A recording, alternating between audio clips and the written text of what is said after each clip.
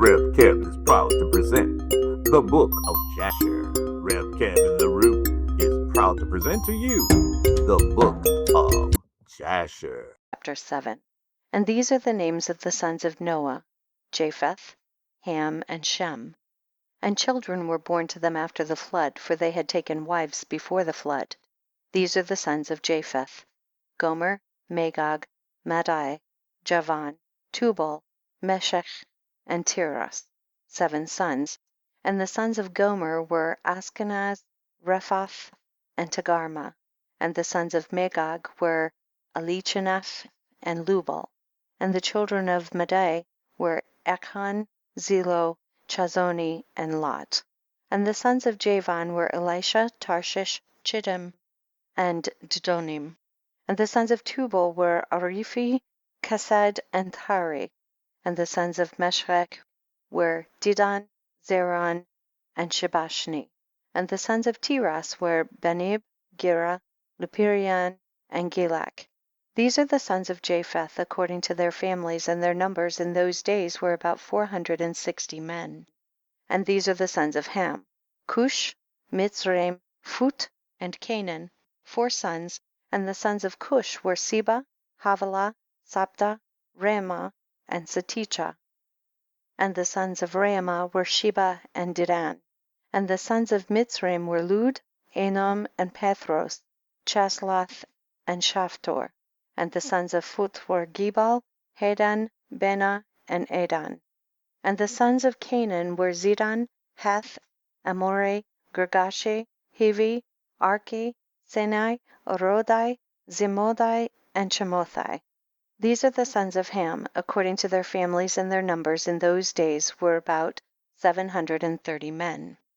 And these are the sons of Shem: Elam, Ashur, Arpachshad, Lud, and Aram, 5 sons. And the sons of Elam were Shushan, Makhul, and Harmon. And the sons of Asher were Mirus and Mokil. And the sons of Arpachshad were Shelach, Anar, and Ashkol. And the sons of Lud were Pethor and Bezayun. And the sons of Aram were Uz, Chul, Gather, and Mash. These are the sons of Ham according to their families, and their numbers in those days were about 300 men. These are the generations of Shem. Shem begat Arpachshad, and Arpachshad begat Shelach, and Shelach begat Eber. And to Eber were born 2 children. The name of one was Peleg, for in his days the sons of men were divided, and in the latter days the earth was divided. And the name of the second was Yoktan, meaning that in his day the lives of the sons of men were diminished and lessened. These are the sons of Yoktan: Almadad, Shelaph, Chazarmaveth, Yerach, Hadurum, Ozel, Dikla, Obal, Abimael, Sheba, Ophir, Havilah, and Jobab. All these are the sons of Yoktan. And Peleg his brother begat Yen, and Yen begat Serug, and Serug begat Nahor, and Nahor begat Terah. And Terah was 38 years old, and he begat Haran and Nahor. And Cush, the son of Ham, the son of Noah, took a wife in those days in his old age, and she bare a son, and they called his name Nimrod, saying, at that time the sons of men again began to rebel and transgress against God. And the child grew up, and his father loved him exceedingly, for he was the son of his old age. And the garments of skin which God made for Adam and his wife when they went out of the garden were given to Cush. For after the death of Adam and his wife the garments were given to Enoch, the son of Jared, and when Enoch was taken up to God he gave them to Methuselah his son. And at the death of Methuselah Noah took them and brought them to the ark, and they were with him until he went out of the ark.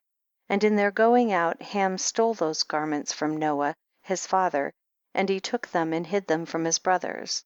And when Ham begat his firstborn Cush, he gave him the garments in secret, and they were with Cush many days. And Cush also concealed them from his sons and brothers, and when Cush had begotten Nimrod, he gave him those garments through his love for him. And Nimrod grew up, and when he was 20 years old he put on those garments. And Nimrod became strong when he put on the garments, and God gave him might and strength, and he was a mighty hunter in the earth. Yea, he was a mighty hunter in the field, and he hunted the animals, and he built altars, and he offered upon them the animals before the Lord. And Nimrod strengthened himself, and he rose up from amongst his brethren, and he fought the battles of his brethren against all their enemies round about. And the Lord delivered all the enemies of his brethren in his hands, and God prospered him from time to time in his battles, and he reigned upon the earth. Therefore it became current in those days, when a man ushered forth those that he had trained up for battle, he would say to them, like God did to Nimrod, who was a mighty hunter in the earth, and who succeeded in the battles that prevailed against his brethren, that he delivered them from the hands of their enemies, so may God strengthen us and deliver us this day. And when Nimrod was 40 years old, at that time there was a war between his brethren and the children of Japheth, so that they were in the power of their enemies. And Nimrod went forth at that time, and he assembled all the sons of Cush and their families, about 460 men, and he hired also from some of his friends and acquaintances about 80 men, and he gave them their hire, and he went with them to the battle. And when he was on the road, Nimrod strengthened the hearts of the people that went with him. And he said to them, do not fear, neither be alarmed, for all our enemies will be delivered into our hands, and you may do with them as you please. And all the men that went were about 500, and they fought against their enemies, and they destroyed them and subdued them, and Nimrod placed standing officers over them in their respective places. And he took some of their children as security, and they were all servants to Nimrod and to his brethren, and Nimrod and all the people that were with him turned homeward. And when Nimrod had joyfully returned from battle, after having conquered his enemies, all his brethren, together with those who knew him before, assembled to make him king over them, and they placed the regal crown upon his head. And he set over his subjects and people, princes, judges, and rulers, as is the custom amongst kings. And he placed Terah, the son of Nahor, the prince of his host, and he dignified him and elevated him above all his princes. And whilst he was reigning according to his heart's desire, after having conquered all his enemies around, he advised with his counselors to build a city for his palace, and they did so. And they found a large valley opposite to the east, and they built him a large and extensive city, and Nimrod called the name of the city that he built Shinar, for the Lord had vehemently shaken his enemies and destroyed them. And Nimrod dwelt in Shinar, and he reigned securely, and he fought with his enemies, and he subdued them, and he prospered in all his battles, and his kingdom became very great. And all nations and tongues heard of his fame, and they gathered themselves to him, and they bowed down to the earth, and they brought him offerings, and he became their Lord and King. And they all dwelt with him in the city of Shinar, and Nimrod reigned in the earth over all the sons of Noah, and they were all under his power and counsel. And all the earth was of one tongue and words of union, but Nimrod did not go in the ways of the Lord, and he was more wicked than all the men that were before him, from the days of the flood until those days. And he made gods of wood and stone, and he bowed down to them, and he rebelled against the Lord, and taught all his subjects and the people of the earth his wicked ways. And Mardon his son was more wicked than his father. And every one that heard of the acts of Mardon the son of Nimrod would say concerning him, from the wicked go forth wickedness. Therefore it became a proverb in the whole earth, saying, from the wicked goeth forth wickedness, and it was current in the words of men from that time to this.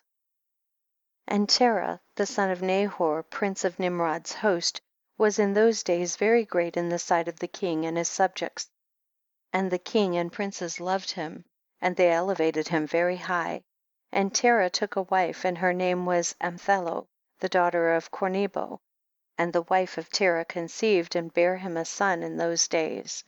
Terah was 70 years old when he begat him, and Terah called the name of his son that was born to him Abram, because the king had raised him in those days, and dignified him above all his princes that were with him. End of chapter 7.